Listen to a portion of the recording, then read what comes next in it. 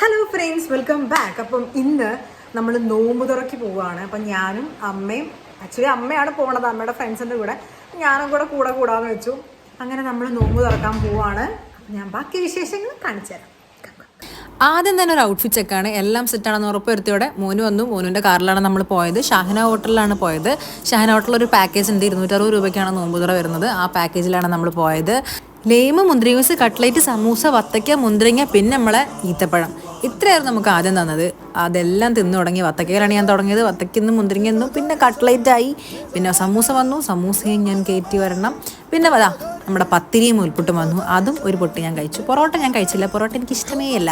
പിന്നെ മന്തി റൈസ് വന്നു, അത് നല്ല തട്ടി. പിന്നെയാണ് ബ്രോസ്റ്റ് വന്നത്. ബ്രോസ്റ്റും ഒരു പീസ് ഞാൻ കഴിച്ചു. പിന്നെയാണ് ഞാൻ അൽഫാമിലേക്ക് നോക്കിയത്. പാവം തന്നെ ഇരിക്കുന്നു. പിന്നെ ഒന്നും നോക്കിയില്ല, അൽഫാം പിടിച്ച് തട്ടി.